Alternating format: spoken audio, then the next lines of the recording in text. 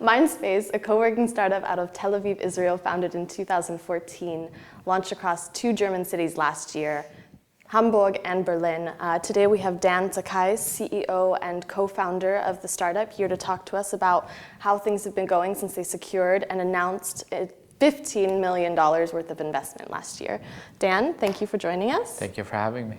My first question is, there's a lot of talk about US market expansion. What does the timeline look like there? We expect to be in the US market by the end of 2017, so coming soon. Yeah, and can you disclose as to what cities you're interested in checking out? Not at the moment. We operate in several cities. We haven't actually finalized our locations, but soon we will announce it. When?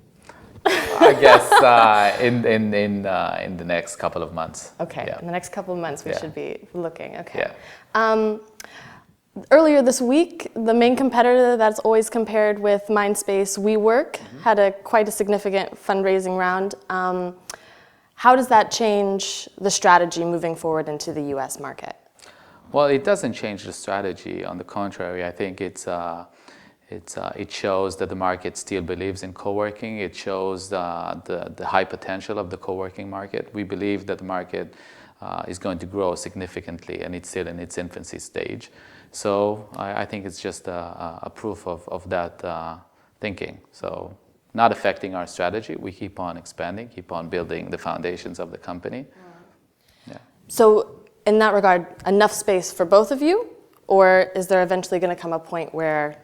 Well, it's not just the both of us. There are many co-working players globally, and I think there's enough room for those who are doing a good job.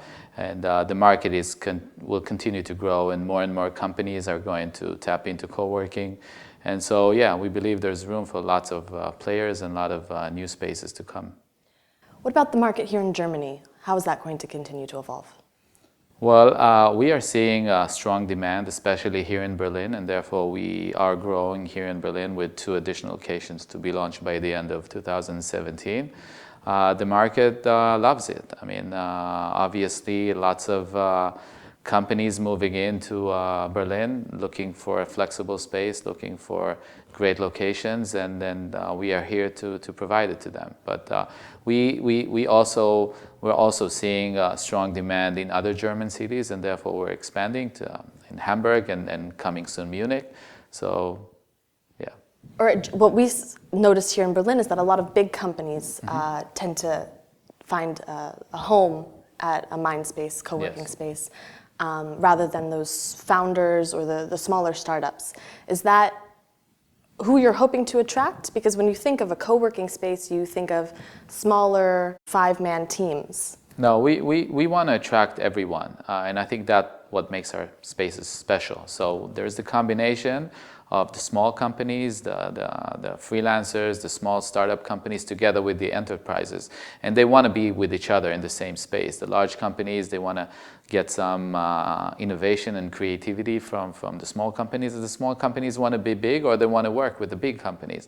So it creates this special mixture that we like. So yeah, we want to have everybody, and we have that. I mean, the fact that large companies are moving into co-working spaces, that's a new phenomenon. It's been going on for the past 1.5 to 2 years, and it's a great thing for our market. It makes it a much bigger market. It makes the community way more interesting for everyone. So it's a great thing, and we like it. Okay. And also, in order to be able to provide that platform, we take on larger spaces to be able to accommodate that.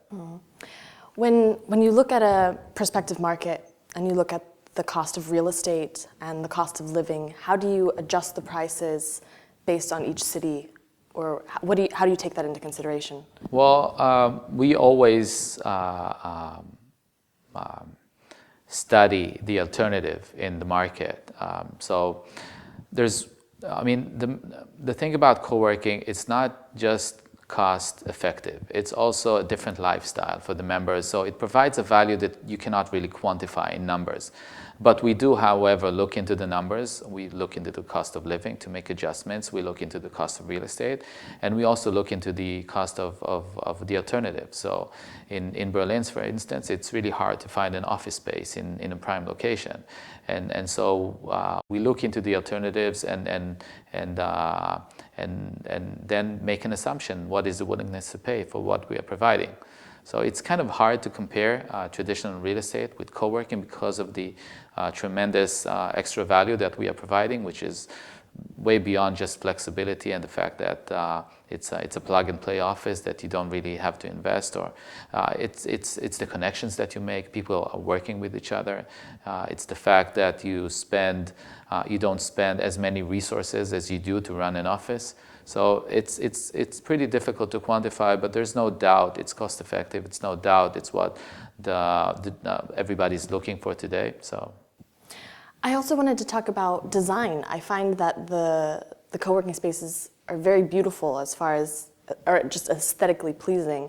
What's the thought process that goes into designing a co-working space? Yeah, so we are very much into designing our spaces. It's not just fitting it out to look like a cool tech company offices.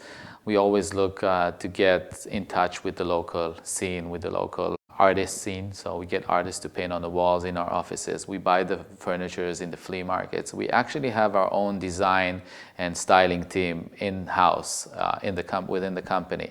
And I believe that as part of the lifestyle that we are providing comes from the fact that people spend most of their day in the office.